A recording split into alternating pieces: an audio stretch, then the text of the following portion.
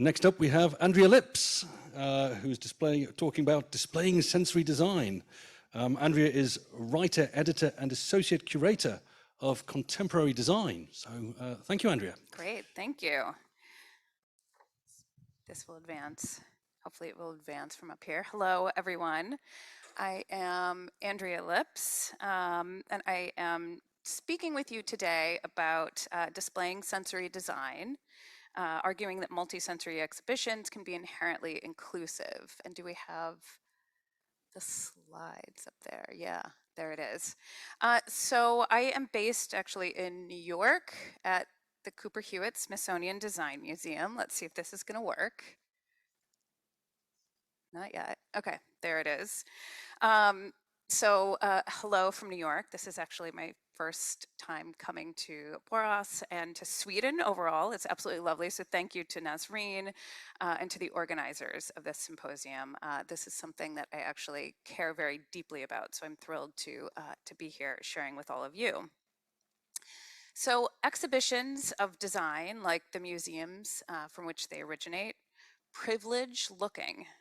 Subservient to the eye, exhibitions have long featured objects that are under vitrines and behind stanchions. And as curators, we invite visitors to look at objects but not experience them. So even the museum's language, to talk about this idea that Femke brought up, reflects our practice's ocular centrism, which is, to borrow a term coined from Johanne Palasma, his book, Eyes of the Skin. Ocular centrism is the privileging of visual perception over other modes of sensation. So do not touch signs pervade our galleries. Granted, we are polite about it. When a new exhibition opens, it is on view. Yet design is activated by our full bodies. It's intended for use and for interaction. So how can we curate exhibitions that extend beyond the visual? And what are tactics of display in museums that can bridge multi-sensory experiences? So this talk will discuss new curatorial approaches implemented during the Senses, Design Beyond Vision, which was an exhibition that myself and my co-curator Ellen Lupton organized in 2018 at Cooper Hewitt, which recast objects and exhibition as inclusive multisensory experiences. So as a form of cultural production, exhibition making in design galleries has largely centered on standardized exhibition methods of display that ritualizes looking as a mode of perception to generate narrative. So as I mentioned, objects that are on plinths and platforms are out of arm's reach. Objects that are under vitrines, of course, we cannot touch and access them. Labels and didactic texts that explain the exhibition's narrative require our eyes to read them. If we offer touch samples, those are one-off interactive moments that subvert the traditional museum-going experience. They're not normative. The primary mode of knowledge dissemination remains visual, limiting access to audiences who are inclined and who are able to look. So with design in particular, this is a one-dimensional approach akin to black and white television. So the shades and nuance of meaning that can be gained when interacting with an object. So the weight of a phone receiver in the hand that conveys solidity and confidence, or the suppleness of a chair's leather slingback to support repose, are lost. So while the protection of objects is paramount, particularly of rare and historic objects, contemporary design offers opportunities to present work using different strategies. So what if we treated an exhibition as a transformative intervention in standard museum display methods? What if, rather than inviting our visitors to only look at objects in an exhibition, we invited them to touch, to hear, to smell, to feel, and to look at those objects? So this was one of the primary starting points for the senses. After all, we touch design and design touches us. I mean, at this very moment, you were sitting in a chair. So for those of us who are in this room, when you sat down, you likely didn't look at the chair too closely if you're able, but you feel its pressure against your body. So is it a cushioned chair with a nubby textile? Is it a cool metal chair with a straight back? This is all passive perception. So the chair's materiality and its form influence your behavior and inform how you sit, hopefully supporting focused attention and not rest. So objects in architecture help us understand the world with our whole bodies, not just with our eyes. Products, spaces, and media are static things until they are activated by us as users. In many ways, we give objects in the built environment significance through our embodied experience with them, our senses chattering constantly with one another to shape meaning. So why does this matter? Well, as designers engage in sensory practice and activate different senses in their work, they build a richer world for everyone. And this is something I feel like we just keep hearing today. So sensory design is centered on human experience. It enhances health and well-being and supports everyone's opportunity to receive information, to explore the world, and to experience joy, wonder, and social interactions, regardless of our sensory abilities. Sensory design is also physical. It activates language and memory. It's experiential, as it's grounded in phenomenology. So this field of thought explores how humans and other creatures perceive the world. Philosophers in the early 20th century brought new attention to bodily philosophy. Whereas since the Renaissance, scientists and philosophers had separated mind and body, distrusting sensation as mere illusion and favoring instead objective mathematical laws. But phenomenology situates knowledge in the body, positing that sensual encounters are what enable consciousness. I mean, as humans, we are in continual contact with our surroundings, our bodies like the hardware and our senses like the software that facilitate our understanding of the world. We encounter objects in the built environment with our full bodies. Moreover, as we gathered methodologies and insights from research, we concluded that sensory design is inherently inclusive. The more points of access a designer provides to a user, as Femke was mentioning, I mean, this is not just visual, but auditory, tactile, haptic, even olfactory cues, the more opportunity there is for a user to receive information. By activating multiple senses, designers embrace the diversity of the human condition. I mean, each of us has unique sensory abilities. I wear glasses, for instance, and all of this changes over the course of a lifetime. So for Cooper Hewitt, our exhibition, The Senses, really became this fertile ground for early explorations in developing inclusive and accessible exhibitions that are built on an experiential gallery model. So exhibition design was key. As curators, we traditionally rely on exhibition design to frame our audience's attention and to aid navigation through a space. But for the senses, we aimed for a conceptual and experiential synthesis of the exhibition's concept. We worked with New York-based Studio Joseph, whose design was itself a masterwork of sensory exploration. So they created these colorful curving walls that wound through the galleries, creating pockets and pathways. Hidden folds of space concealed and revealed these moments of discovery. Galleries and thematic sections didn't begin and end discreetly, but wound together, much like sensory experience itself. And these vinyl threads on the curving walls were so tactile that visitors ran their fingers through them as they walked past. Display tables had soft tactile fabric to indicate touchable moments. So how could we make our exhibition accessible to all visitors? Well, one tactic we pursued was identifying objects and installations that were multisensory, and we aimed to make these interactive. So in order to do this, we asked for multiples, for instance, of industrially produced objects so that we could replace them as they wore down through audience interaction. We 3D printed objects where we could to allow for quick replacement. We worked with a scent developer to provide smell samples to enliven graphics that mapped smells. Where we had to protect objects under a vitrine, we included a touchable object beside it. Directional speakers helped avoid a cacophonous sound experience. And we commissioned designers to create installations that highlighted experiential work, like Roos Meerman's Tactile Orchestra, which is actually a digital interface whose materiality, which is black synthetic fur, guided desired gestures. So tactility is actually very much a universal sense. When you approach something that is furry, what do you want to do with it? You want to stroke it, you want to pet it. And all of that then actually activated string instruments that would play. And the more visitors that came up and were petting and stroking it, the more string instruments that joined into this, this orchestra. So for Ruth, the designer, tactility humanizes our interaction with technology.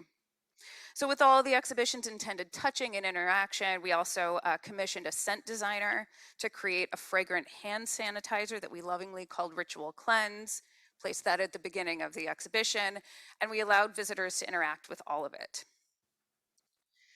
So another tactic we deployed to make the exhibition accessible to all visitors was redundancy, which occurred in the display of seated catalog of feelings.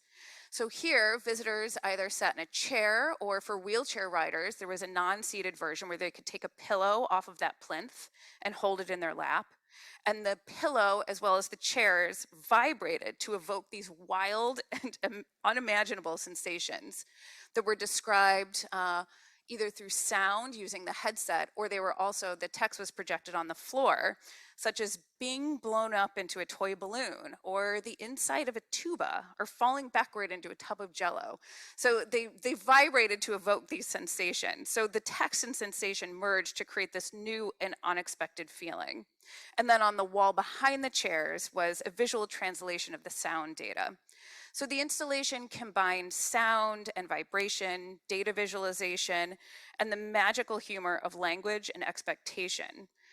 So we discovered that wherever possible, integrated experiences rather than separate experiences are an important component of inclusively accessible design practices. So we had the good fortune of working with Sina Baram. He is a computer scientist, a consultant, a business owner, and a researcher, and the director of Prime Access Consulting, which advises on website and digital accessibility. And this is Sina here in our galleries. So we sought his expertise to advise us on tactics to help make the exhibition inclusive for all, built around the following principles. And again, I feel like we continue hearing about all of these today. Inclusive design offers choices, different ways of accessing information. Inclusive design is intersectional, it's co-creative, and it welcomes everyone. So within exhibitions, a key element of sharing information is the label system. But for the senses, we approach the labels anew in co-creation with Sina. So oftentimes as curators, we are writing labels and rattling off facts and ideas, assuming that a visitor can see what it is we're writing about. But here we added verbal descriptions of the work on display in addition to the interpretive text. So the verbal description simply describes the work on display in very clear, direct language aimed at our visitors with blindness and low vision, such as a wall is covered in synthetic fur. So we wove this descriptive language into the entire fabric of the exhibition and then made that content available in a number of ways. We still printed this written text on labels, but we included a number on each label that visitors could key into a smartphone app to access both text and audio formats, offering choices to our visitors for how they received information. We also printed these numbers along with the project's title in Braille, which I don't know if you can see that there, but there's Braille on the labels. And then we actually installed all of the labels at a consistent height so that they were more discoverable, almost running like a ribbon through the exhibition itself. And this very much is a novelty for exhibitions because oftentimes labels are placed very indiscriminately on walls or aside pedestals, really privileging visual aesthetics and convenience for those who are installing our shows over discoverability by our users. Additionally, we added audio description to each piece of video content in the exhibition. So audio description is an eyes-free account of elements that are happening on the screen that are added during natural pauses in the video. So for supporting videos, the audio description was available with a T-coil enabled sound stick, which you can see in the image here. And in our sensory theater, which featured 12 short films exploring the intersection of visual form and other sensory realms, we integrated the audio description directly into the films rather than segregating it onto a separate device. So our aim really was to bring people of all abilities together for a shared experience as an intersectional approach to inclusive design. We also wrote a book. This is our exhibition book, which was much more than just an exhibition catalog. It's really about the principles of sensory design. And we approached it as a manifesto of sorts for inclusive multisensory design practice. We had contributions from diverse authors such as Hansel Bowman, who is the executive director of design and construction at Gallaudet University in the US, which is the world's only university dedicated to be barrier-free for deaf and hard of hearing students. So Bowman created deaf space guidelines that we featured in the book and in the exhibition, which are sensory design principles that have been applied to projects on Gallaudet's campus and at other public institutions, such as extending sensory reach through enabling visual cues, such as peripheral vision, transparency, and reflection, to enable deaf individuals to see behind themselves and around corners since they don't receive auditory cues. But the book itself is not accessible. However, this one is. So this book is accessible, can be accessed via a screen reader, and it does have embedded verbal descriptions of all of the images. Finally, we organized the exhibition content not by individual senses, but as cross-modal experiences, emphasizing the commingling of the senses and the invitation for interaction. So sections included tactile expression, cognitive kitchen, tactile sound. So for instance, we commissioned designers to create these experiential installations. The one that you see there on the right was by scent designer Christopher Brogius. It was called Snowstorm and was inspired by his scent called Winter 1972. So dozens of these pale blue balls were made of felted wool and hung from above, and they were infused with the scent inspired by winter. So think of wool mittens, fresh snow, frozen earth. And then chimes wrapped inside the balls added a gentle sound and an installation that engaged olfactory sensations with tactile and audio perception. Commercially available products were available for visitors to feel and hold, as in the cognitive kitchen. So Simon Kinnear's Levin kitchenware, for instance, uses both touch and color contrast to support self-confidence in the kitchen. So his products, which you can see along the left-hand side there, offer passive tactile pointers and sensory feedback to complete kitchen tasks, like a white chopping board with black grooves to guide a user's knife, or hob guards that are there on the bottom that magnetically attach to a stove to provide tactile feedback for positioning a pot. So rare prototypes are protected under a vitrine, while more robust objects were presented to visitors to interact with. And in our tactile library, there were products that we highlighted for blind and for sighted users to demonstrate new ways to communicate via touch. We included tactile picture books, which are customizable 3D printed books that transcribe children's stories into tactile illustrations in Braille for blind and visually impaired children. And then the Dot Watch in the bottom right corner, which is a tactile smartwatch that has these dynamic pins that move up and down to display the time in Braille, and when connected via Bluetooth to a user's smartphone, can also receive and display text messages. So overall, as a contemporary design exhibition in a museum, we focus attention not on the visual form of objects, but on our multisensory experiences of them as users. So the sensory design principles that we discovered in our research not only drove the work we selected to include in the exhibition, but how we sought to display that work, recasting objects as dynamic sensorial experiences to drive inclusivity. At the same time, we expose all visitors to descriptive label copy, to Braille characters, to consistently mounted labels, to audio descriptions on videos, to an accessible smartphone app, bringing our audience's attention to the diversity of human experience. And we approached the exhibition and its corresponding book as a manifesto for sensory design practice and as an opportunity to rethink and transform exhibition display conventions. So cross-modal exhibition experiences heighten audience participation to enhance cognition and inclusivity in the galleries. And perhaps this could lead to further evolutions in exhibition making that are inherently inclusive. Thank you.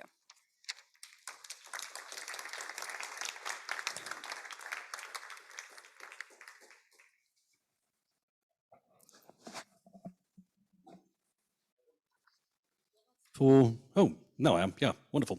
Thank you very much, Andrea.